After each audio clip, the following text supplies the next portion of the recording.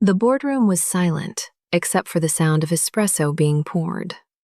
Tasha Williams, a beautiful, slender black woman in a gray blazer, moved gracefully around the executive table, serving coffee with the precision of someone who'd done this hundreds of times before.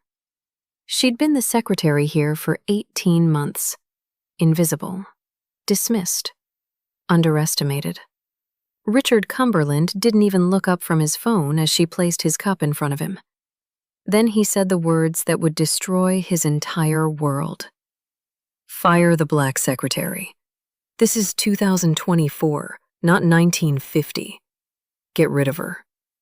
The silence that followed was deafening. At the head of the table sat Jung Min-ho, a Korean man in an immaculate black suit, dragon tattoos visible on his neck, a former Mafia boss trying to go legitimate. His eyes narrowed, like a predator calculating distance to prey. "She's not a secretary," Min-ho said quietly, his voice like silk over steel. Richard laughed. "Then what is she?" Min-ho slid a document across the table. "Page 3. Read it out loud." Richard's hands shook as he found the page. His face went from red to ghostly white. Tasha Marie Williams, 51%. Controlling shareholder. The woman he'd called Honey 347 times owned the entire company. The woman he'd interrupted, dismissed, and degraded for 18 months had been documenting every single racist comment, every cruel joke, every moment he thought she was too invisible to matter. And now? Now she was about to teach him what real power looked like. Before we begin this story, comment below where you're watching from and what time it is there. If stories of karma, love, and hidden truths move you, don't forget to subscribe to the channel. The morning of February 15th, 2026, began like any other morning at Viper Consolidated Industries. The sun had barely crested over the San Francisco Bay when Tasha Williams pushed through the revolving glass doors of the 47-story tower that bore the company's name in cold steel letters.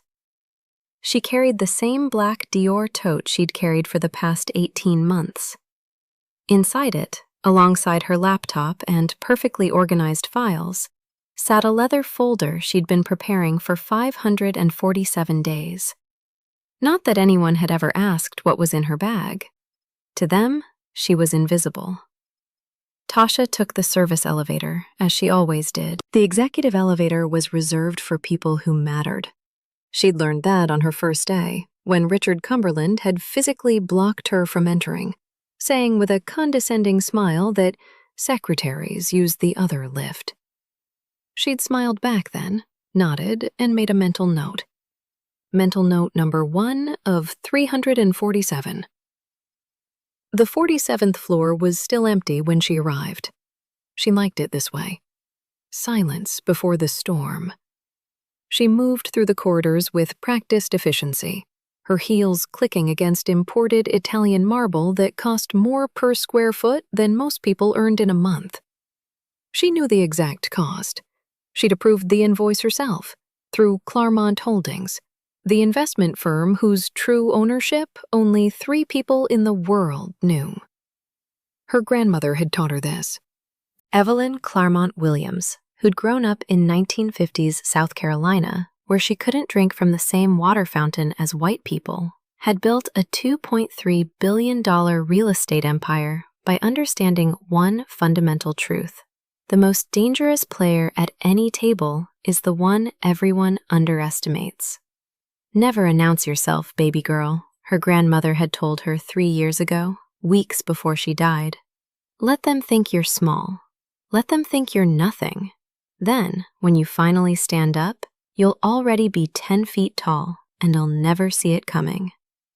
Tasha had inherited everything: the properties, the investments, the offshore accounts, the controlling interest in 14 companies across 3 continents. And the one piece of advice her grandmother had made her swear to follow: before you claim your throne, walk through your kingdom as a servant. You'll learn who deserves to stay and who needs to go. So Tasha had done exactly that. She'd found the company her grandmother had quietly purchased majority control of through shell corporations and proxy investors.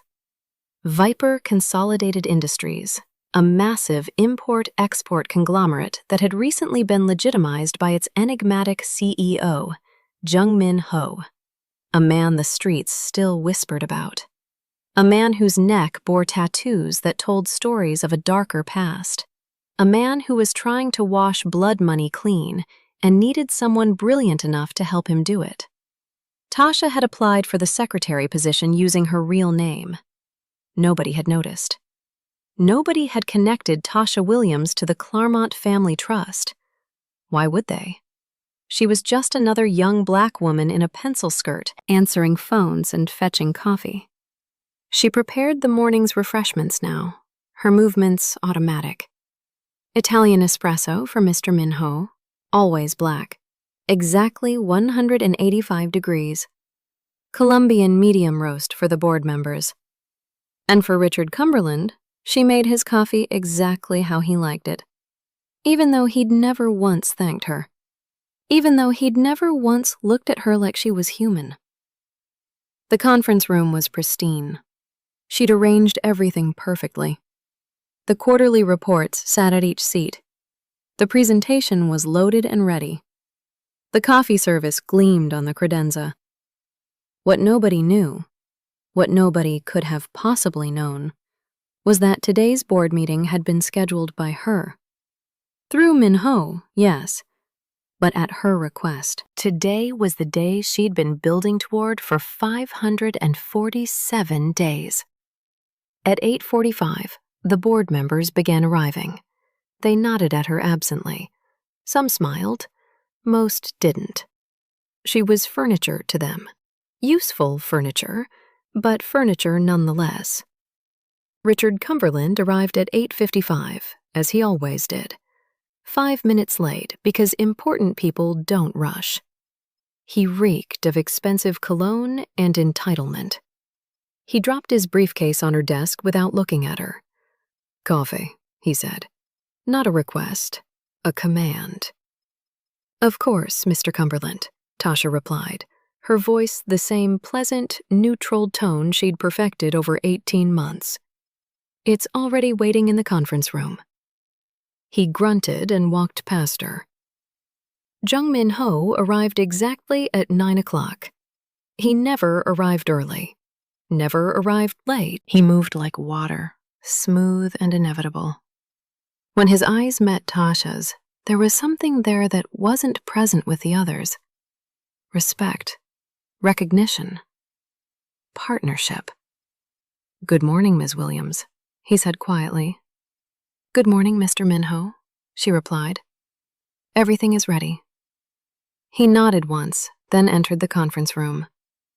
Tasha picked up her silver serving tray and followed, her heart steady despite knowing that in the next 30 minutes, she would destroy a man's entire world with nothing but the truth he'd been too blind to see. The conference room felt different this morning, though nobody else seemed to notice. Tasha moved silently around the long mahogany table, placing espresso cups in front of each executive with the precision of someone who had done this hundreds of times before. Because she had. She served Jung Ho first, as protocol dictated. He was seated at the head of the table, his 3-piece Tom Ford suit immaculate, the dragon tattoo on his neck visible just above his collar, a reminder to everyone in the room that he'd come from somewhere darker than their country clubs and Ivy League halls. Next came the other board members. Stephen Chen, CFO, who'd always been polite to her. Margaret Whitmore, who ran operations and occasionally remembered to say thank you. David Park, head of international relations, who pretended she didn't exist. And finally, Richard Cumberland. She placed his coffee in front of him. He didn't look up from his phone. "This better be good, Minho," Richard said, still scrolling. "I had to cancel a golf game for this emergency session." It will be worth your time, Minho replied, his voice carrying that particular calm that men like him possessed. The calm of someone who'd ordered terrible things done and never lost sleep over it. Tasha returned to the credenza, standing with her hands folded, her back straight. Invisible. Professional. Waiting. Let's get started then, Richard continued, finally setting down his phone. He leaned back in his chair, fingers interlaced over his considerable stomach. What's so urgent that we need a Monday morning? He stopped mid-sentence. His eyes had landed on Tasha, still standing by the credenza. Why is she still here? Richard asked, looking at Minho with genuine confusion. This is an executive session. Confidential matters. Minho's expression didn't change. Ms. Williams stays. Richard laughed. It was the laugh of a man who'd never been told no in his entire privileged life. Minho, I don't know how things work in your previous line of business, but in proper corporate governance, secretarial staff doesn't attend board meetings. She is not secretarial staff, Minho said simply. Oh, for God's sake, Richard muttered. Look, I'm sure she's very good at filing and answering phones, but… Mr. Cumberland, Tasha spoke for the first time, her voice cutting through his words like surgical steel. I suggest you look at page 3 of the document in front of you before you continue. Richard's face flushed red. Excuse me? Did you just interrupt me? Page 3, Tasha repeated, her tone unchanged. Corporate ownership structure. Read it. The other board members were already flipping pages, confusion rippling across their faces. Margaret Whitmore found it first. Her sharp intake of breath was audible. This can't be right, Margaret whispered. Richard snatched up his copy, his thick fingers fumbling with the pages. Tasha watched his face as he read, watched the confusion. Then the disbelief. Then the slow, creeping realization that something fundamental had just shifted beneath his feet. Claremont Holdings, he read aloud, his voice shaking slightly. 51% controlling interest. Acquired 18 months ago. He looked up at Minho. We know this. This is old news. Some anonymous investment group bought in, but they've been completely hands-off. They've never even… Keep reading, Minho said quietly. Richard's eyes dropped back to the page. Tasha could see the exact moment it hit him, the exact moment his entire world tilted. Primary stakeholder and controlling member of Claremont Holdings, he read, his voice now barely above a whisper. Tasha Marie Williams, as executor and sole beneficiary of the Claremont Family Trust, established 1987 by Evelyn Claremont Williams. The silence in the room was absolute. Tasha walked slowly from the credenza to the empty chair beside Minho. The chair that had sat vacant for 18 months because nobody had questioned why there was an extra seat at a 6-person board table. She pulled it out and sat down, placing her Dior tote on the table in front of her. Hello, Mr. Cumberland, she said, looking directly at him for the first time with undisguised authority in her eyes. Allow me to properly introduce myself. I'm Tasha Williams. I'm 29 years old. I hold an MBA from Stanford and a law degree from Columbia. I'm the granddaughter of Evelyn Claremont Williams, who built a $2.3 billion real estate and investment empire, starting with absolutely nothing in the 1950s. When she died 3 years ago, she left everything to me, including 51% of this company. Richard's mouth opened and closed like a fish drowning in air. For the past 18 months, Tasha continued, I've worked here as your secretary. I've served your coffee. I've filed your documents. I've listened to every word you've said, every decision you've made, every casual cruelty you've inflicted on people you considered beneath you. She opened her tote and withdrew a thick folder, placing it on the table. This is a comprehensive documentation of workplace discrimination, hostile work environment, and racial harassment. 347 documented incidents. Audio recordings, email trails, testimony from 14 current and former employees who were too afraid to speak up while you held power. Richard's face had gone from red to white. Sweat beaded on his forehead. You called me honey 347 times, Tasha said, her voice never rising, never wavering. You interrupted me 82 times in meetings when I offered suggestions, pretending you didn't hear me. You made 34 racist jokes in elevators, at lunch meetings, in casual conversation, because you thought I was too stupid to understand your Ivy League references. She slid the folder across the table to him. My grandmother told me something before she died.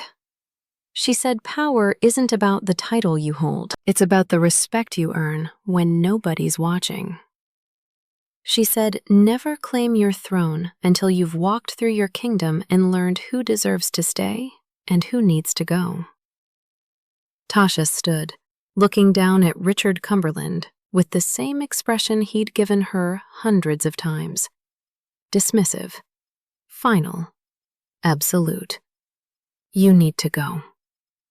Richard Cumberland sat frozen in his chair, his breathing shallow and rapid. The folder lay in front of him like a coiled snake. He didn't touch it, didn't need to. The truth was already sinking its fangs into him. This is insane, he finally managed, his voice cracking. You can't just waltz in here after playing dress-up as a secretary and expect— I'm not expecting anything, Tasha interrupted, settling back into her chair with the ease of someone who'd already won. I'm informing you of reality. A reality that's been true for 18 months while you were too blinded by your own prejudice to see it. She turned to the other board members, who sat in stunned silence. Mr. Chen, Mrs. Whitmore, Mr. Park, I want to be clear that this matter involves Mr. Cumberland specifically. I've reviewed your conduct over the past 18 months, and while none of you were particularly warm, none of you were actively hostile. You'll keep your positions, though we'll be having individual conversations about the culture you allowed to flourish under your watch. Stephen Chen nodded slowly, his face pale but composed. Margaret Whitmore looked like she was calculating 10 moves ahead, which she probably was. David Park simply stared at the table. Richard slammed his hand down, making the coffee cups rattle. You can't do this. I have 20 years invested in this company. My family name. Your family name. Minho spoke now, his voice cutting through Richard's bluster like a blade through silk, has been coasting on reputation for 3 generations. Your grandfather built Cumberland and Associates through genuine legal brilliance. Your father maintained it through inherited relationships. You've contributed exactly nothing except bigotry and mediocrity. Richard turned to Minho, desperation creeping into his eyes. We're partners, Minho. We've worked together for 5 years. You can't possibly— We were never partners, Minho said, and there was something almost pitying in his tone. You were a convenience, a name that opened doors in circles where my background made people nervous, a white face to put on presentations when old money needed reassurance. He leaned forward, and the predator that lived behind his eyes became visible. But Tasha? She's the one who helped me transform everything. She restructured my entire operation. She found ways to move capital from gray markets into legitimate investments without raising flags. She built corporate structures so clean that even the FBI couldn't find a thread to pull. She gave me something I thought I'd never have. Minho's hand unconsciously touched the dragon tattoo on his neck. a way out of the darkness. Tasha watched Richard's face cycle through emotions. Anger, denial, fear. And finally, the terrible understanding that he'd catastrophically miscalculated.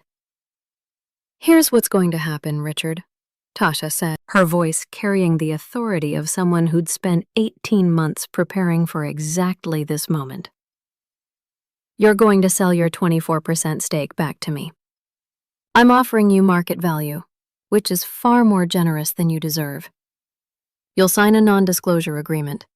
You'll exit quietly. And in exchange, this folder stays private." She tapped the documentation with one perfectly manicured finger. "If you fight me, I'll release everything. Every recording, every email, every witness statement. I'll make sure that every law firm, every country club, every boardroom in this city knows exactly who Richard Cumberland III really is. Your family name won't open doors anymore. It'll slam them shut." Richard's hands were shaking now. "You're bluffing. You can't possibly have." Tasha pulled out her phone, tapped it twice, and set it on the table.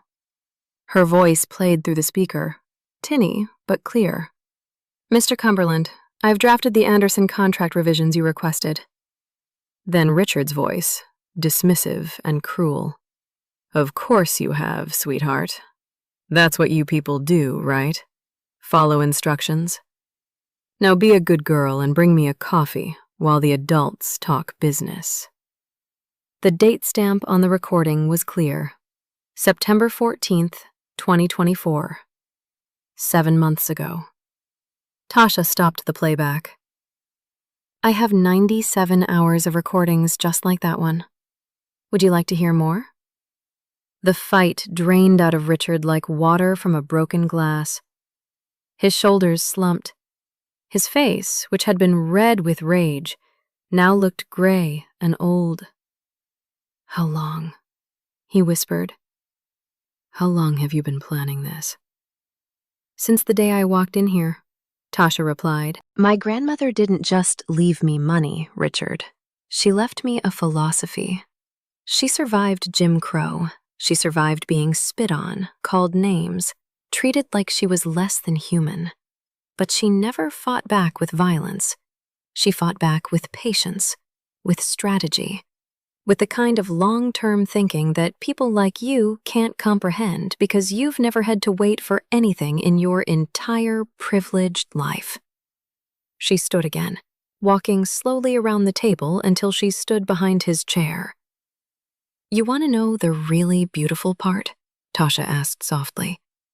"Every coffee I made you, perfect temperature, exactly how you like it. Every file I organized, flawless. Every task you gave me, completed ahead of schedule. I was the best secretary you'd ever had, and you never once acknowledged it because you couldn't see past the color of my skin." Richard said nothing. There was nothing left to say. "You have 72 hours to make your decision," Tasha said, returning to her seat. "Accept my offer and walk away with your dignity minimally intact, or fight me and lose everything.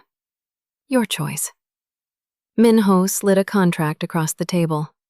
It was already prepared, already notarized, waiting only for Richard's signature. "I suggest you choose wisely," Minho added. "Ms. Williams is offering you mercy. I wouldn't be so generous." The meeting was over. Margaret Whitmore and the others filed out silently, avoiding eye contact with Richard. He sat alone at the table, staring at the contract in front of him. A broken man trying to comprehend how thoroughly he'd been outmaneuvered. Tasha gathered her things, placing the folder back in her Dior tote with the same careful precision she'd used every single day for 18 months. As she reached the door, Richard's voice stopped her. Broken. Defeated. Why? Why go through all of this? You could have just fired me the moment you revealed yourself. Tasha turned, And for the first time, she smiled. Not a warm smile, not a friendly smile, a smile that her grandmother would have recognized. The smile of someone who'd won a war that the other side never knew they were fighting. "Because you needed to understand," she said. "You needed to feel what it's like to be invisible, to be dismissed, to have someone with absolute power over you treat you like you don't matter. You needed to know, just for a moment, what you've made countless people feel throughout your pathetic career." She opened the door. "Now you know." 3 weeks passed like a slow-motion avalanche. Richard Cumberland signed the papers on a rainy Tuesday afternoon, his hand shaking so badly that his signature was barely legible. He didn't fight, didn't argue, didn't threaten lawyers or lawsuits. He simply surrendered. Because men like Richard always surrendered when they finally understood they were beaten. Tasha watched from her new office, the corner suite with floor-to-ceiling windows overlooking the bay, as Richard walked out of the building for the last time. He carried a cardboard box filled with his personal effects. 20 years condensed into 12 inches of cheap corrugated material. Security escorted him through the lobby, past the new plaque that had been installed that morning. Claremont Viper Enterprises. Built from nothing. Built with honor. The irony wasn't lost on anyone. A black woman whose grandmother had survived segregation partnered with a Korean man whose neck tattoos told stories of violence and blood money, had created something cleaner and more legitimate than 3 generations of Cumberland family lawyers ever had. Minho entered her office without knocking. They'd moved past formalities weeks ago. He carried 2 cups of espresso, made exactly the way she'd taught him during late-night strategy sessions. "He's gone," Minho said, handing her a cup. "I know," Tasha replied, watching Richard's car pull away from the curb below. "How do you feel?" Minho considered the question. He walked to the window and stood beside her, his reflection merging with hers in the glass. "Lighter," he finally said. "For the first time in 15 years, I feel lighter." Tasha understood. She'd spent 18 months carrying the weight of her grandmother's legacy, proving herself in a way that no one would ever see until the moment of revelation. Minho had spent 15 years building an empire on foundations of fear and violence, trying to find a way out that wouldn't cost him everything. They'd found each other at exactly the right moment. 2 people desperate for redemption, willing to be patient, willing to play the long game. "My grandmother used to say something," Tasha said quietly. She'd say that white people built America on stolen land with stolen labor, then had the audacity to call us thieves when we took back crumbs of what was owed. She said the real theft wasn't taking what you deserved. It was making you believe you never deserved it in the first place. She turned to face Minho directly. "Richard thought I was nothing because that's what he needed to believe. If he acknowledged my intelligence, my competence, my humanity, then he'd have to acknowledge that everything he'd been told about people who look like me was a lie. And that lie was the foundation of his entire identity." Minho nodded slowly. "In my world, we had a saying, 'The most dangerous enemy is not the one who screams threats. It's the one who smiles and waits.' Your grandmother was a patient woman," he continued, "building an empire from nothing while the world tried to crush her, never striking back with violence, just outlasting them, outthinking them, being there when they finally stumbled." "She died 3 years ago," Tasha said, her voice catching slightly. "Lung cancer. She was 78 years old. Right before she died, she called me to her bedside. She could barely speak, but she made me promise something. Tasha walked to her desk and picked up a framed photograph. Black and white, edges worn. A young black woman standing in front of a small house, a sold sign visible in the yard. The woman's smile was defiant, triumphant, despite the obvious poverty of her surroundings. She made me promise that I'd never forget where we came from, that I'd never let wealth make me soft or cruel, that I'd use everything she'd built to open doors that were slammed in her face. She set the photo down gently. That's why I did this. Not just to punish Richard, though that was satisfying, but to prove that her legacy means something, that every insult she swallowed, every door closed in her face, every person who treated her like she was invisible, that it all led somewhere, that she won. Minho was quiet for a long moment. When he spoke, his voice carried a weight that Tasha had never heard before. My grandfather was a fisherman in Busan. Honest man, poor man. He was murdered by a loan shark when I was 12 years old because he couldn't pay back money he'd borrowed to feed his family. I watched them beat him to death in the street, while police did nothing. His hand touched the dragon tattoo on his neck, tracing its outline. I joined the organization that killed him because I wanted power. I wanted to be the one people feared instead of the one people destroyed. I spent 20 years building an empire on the same violence that took my grandfather from me. And every single day, I could feel his disappointment like a stone in my chest. He turned to Tasha, and there were tears in his eyes that he didn't bother to hide. You gave me a way to honor him, to take everything I built with blood and transform it into something he could be proud of. You showed me that redemption isn't about erasing the past. It's about building a future that proves the past doesn't define you. Tasha reached out and took his hand, not romantically, but with the recognition of two people who'd survived different hells and found each other on the other side. So what now? She asked. Minho smiled, wiping his eyes. Now we build. The scholarship fund launches next month. $50 million for young Black women entrepreneurs.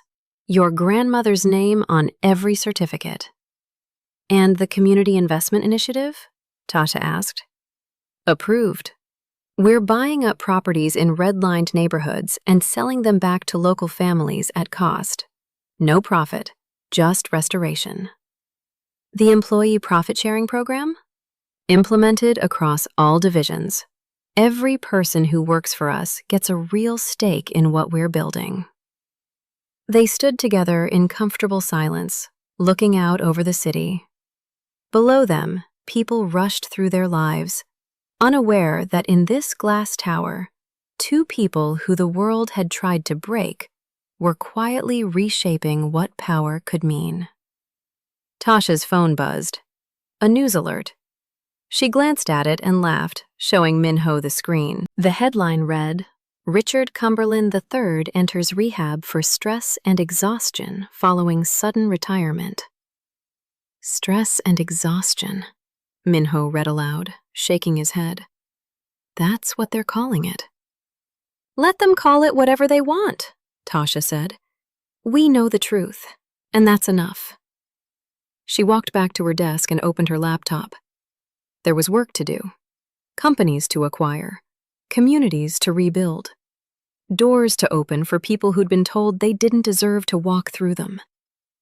Her grandmother's photograph watched over her, that defiant smile captured forever in fading black and white. I kept my promise, Grandma, Tasha whispered. I remembered where we came from, and I'm making sure everyone else remembers too. Outside, the sun was setting over San Francisco Bay, painting the sky in shades of gold and crimson. A new day was ending. A new era was beginning.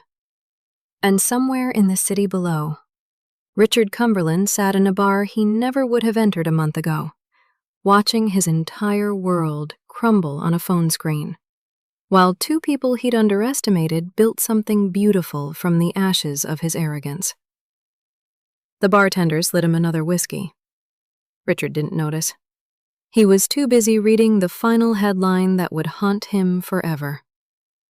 Claremont Viper announces historic initiative. We build legacies, not empires. The woman he'd called Honey 347 times had just changed the world. And he'd served her coffee while she planned it.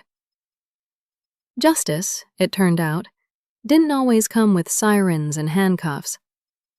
Sometimes it came quietly, patiently, served at exactly 185 degrees in a bone china cup by someone you never bothered to see. Sometimes justice looked like a young black woman in a gray blazer, sitting in a corner office she'd earned twice over, building the future her grandmother had dreamed of but never lived to see. Sometimes justice was simply this, the underestimated becoming undeniable. And that, Richard Cumberland learned too late, was the most devastating form of defeat there was. If this story moved you, stop for a moment and reflect.